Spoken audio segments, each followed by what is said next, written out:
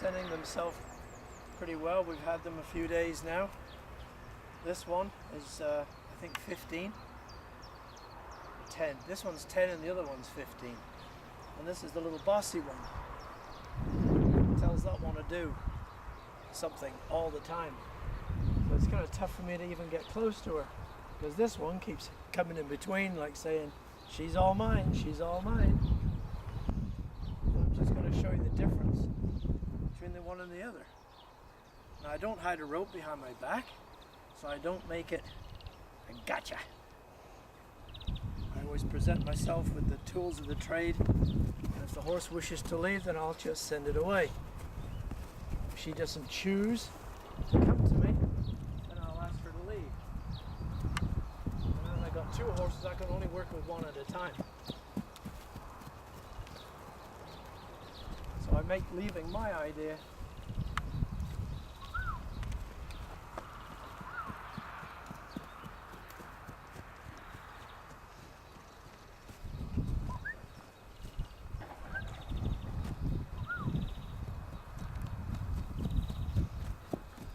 You can see they're not that easy to catch. So my energy is going out to the backside, and I'm saying I'm drawing in the front.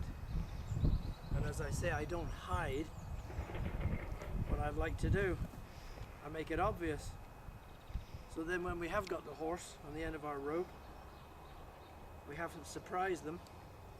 It's because they've decided to be caught. So I like it their idea as well as mine. Smile into the camera. And I've been told it's not a horse, it's a pony.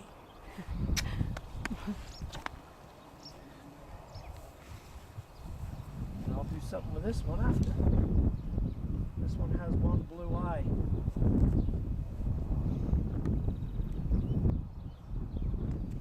Nice pretty blue eye. I can't answer why they call it a walleye. I really don't know. It's something, if I can remember, I'll look up on the internet. So, we have a horse, a pony, a pony, and we want the pony to lead. And we don't want the pony worried about our tools. And this is kind of a long rope. And I've been doing some twirling when I've been leading her down from the field a couple of times.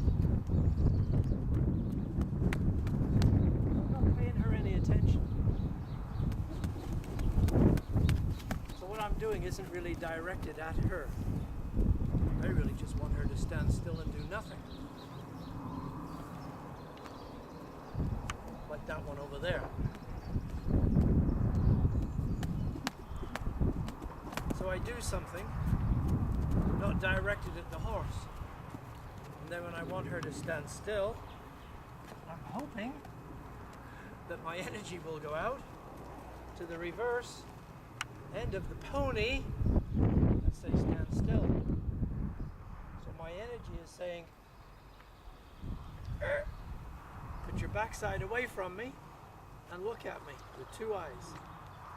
Licking and chewing is nice. Just chill out. You got to remember to say thank you with the rope, because we don't want the horse sensitive of the rope. We don't want a horse thinking, a pony, thinking when we're coming towards them with a rope in our hand, aha, run off. We want them to be quite happy to stand still and have the rope all around them. And what you do on one side, you got to do on the other side. She's taking this pretty nice. And I'm trusting that she doesn't kick. Okay, I have touched her back legs the other day a couple of times. And what I've been doing is to satisfy myself that this horse won't kick when I pick up her feet.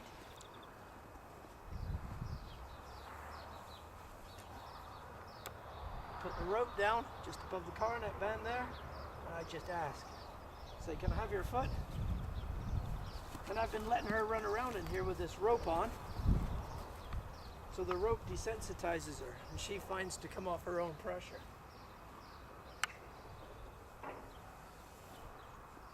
We ask. Ask, ask, ask, ask, ask. There's the foot. And I put it down. And ask with this one, and I can put it down. Good girl. Good girl. Pick up the back one, I ask. What I would do is if she kept fidgeting, I'd hang on to the rope until she stood still. You know, horses learn from the release of the pressure, not from the pressure itself, from the release of it. So I've released the pressure and she's quite happy to stand still. Well, for a second anyway. So I'll just stand on that rope and I'll ask her.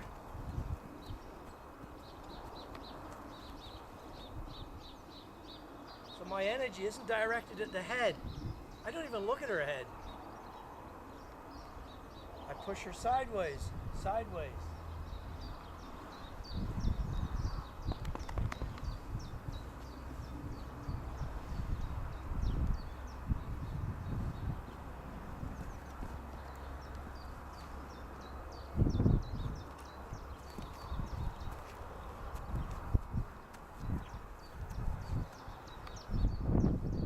I don't surprise her either by just getting foot. I start up here. I come down to the chestnut. Where the chestnut is, I just squeeze the chestnut and she'll pick up her foot. To be safe, you can hold this rope just like that there, and you can always bring her head towards you. Chestnut, ask, pick up, hold, put down. Chestnut, ask, hold, put down. Now when I first did that with her 2 days ago, as soon as my hand touched her chestnut, she reared up. She's only little, but she was taller than me when she was standing up on two back legs, like she wanted to dance. Now she might do that on this leg. This is the first time I've done it on this side.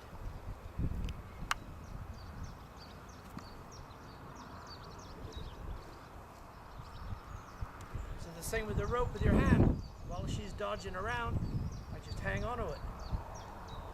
You could get kind of frisky for a while there, but she's kind of small. And I've been doing this long enough that it doesn't really bother me much.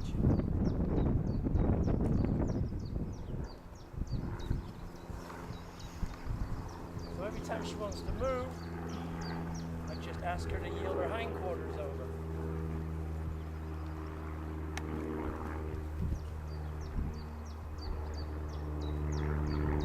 Both these ponies haven't had their feet done for years.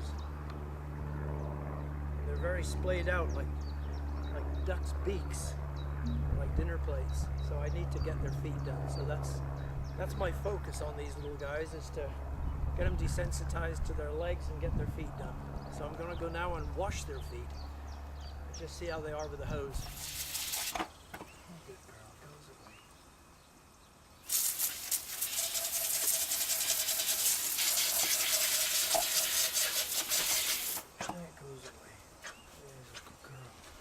Good girl.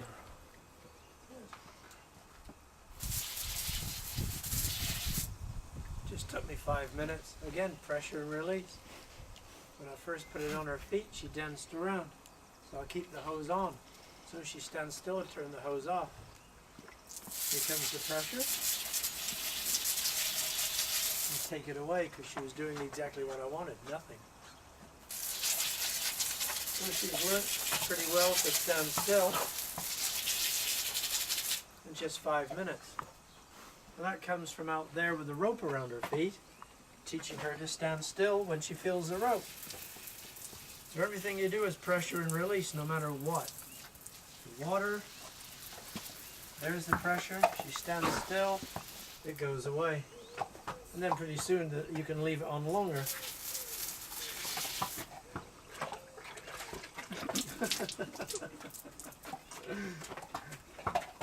I wish we had a lake. It was really lovely taking a horse into a river or a lake. A nice pond. Love having a pond.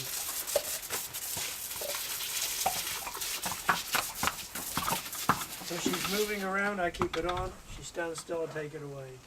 Here comes the pressure. Take it away. You kind of look at the horse and take it away before she leaves.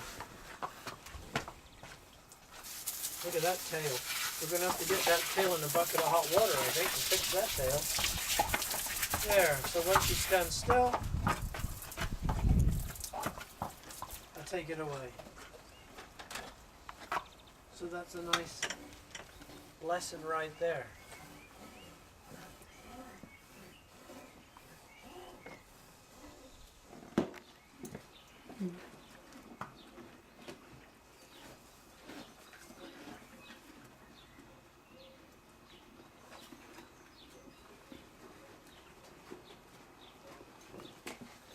I feel good that it's only taken us an hour to cause her to be relaxed with me being behind her. We managed to brush tail, and before I pss, pss, with the mane and tail stuff, I did a big pss, pss, washing her feet with the hose. And so it's all thinking steps. 1 step, 2 step, 3 step.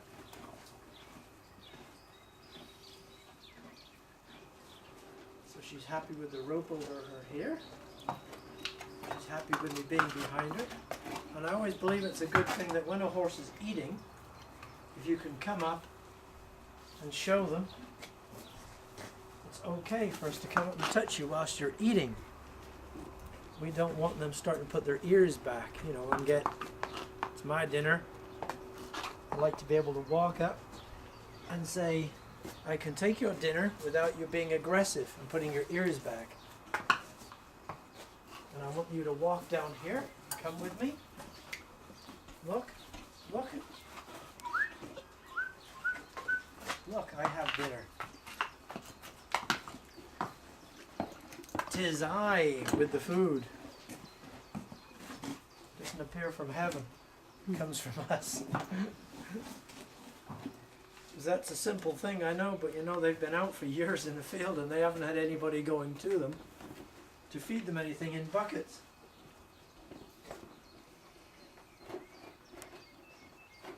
Nice relaxed tail, a little bit bracy there, a little bit bracy there. A little bit tight. There, that's nice now, nice and soft now. Oh, it's gone bracy again. But then she is eating. I guess I should leave her alone now. I've done enough. Good girl.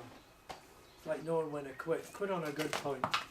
She's been good. She's not flinching anymore. You know, she's not tucking herself in, making herself go short from being touched here. She's relaxed. She's even cocked her hind leg. And she's not with the other one. Because the other one will eat quick and then go and pester her for her dinner. Good girl.